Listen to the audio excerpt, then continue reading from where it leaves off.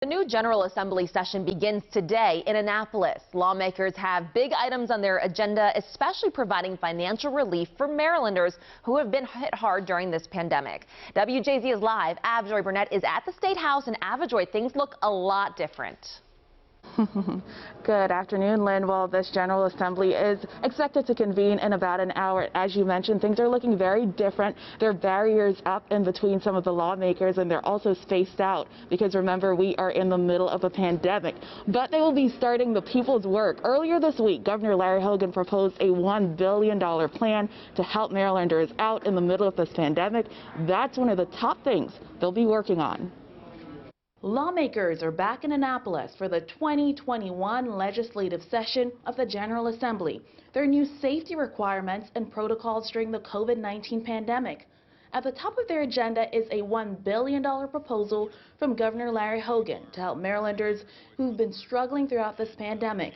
Here are some of the governor's wishes. He wants to send stimulus checks to about 400,000 low and moderate income Marylanders, up to $450 if they make less than $50,954 a year.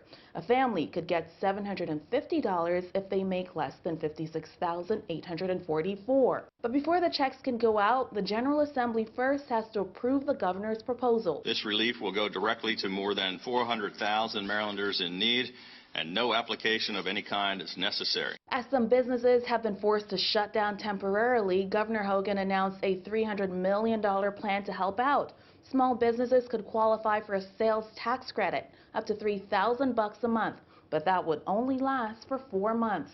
Which will keep much needed cash in the coffers of those small businesses, which enables them to keep their doors open. The Speaker of the House, Adrian Jones, has said education will be one of her top priorities as tens of thousands of students maneuver the virtual learning environment.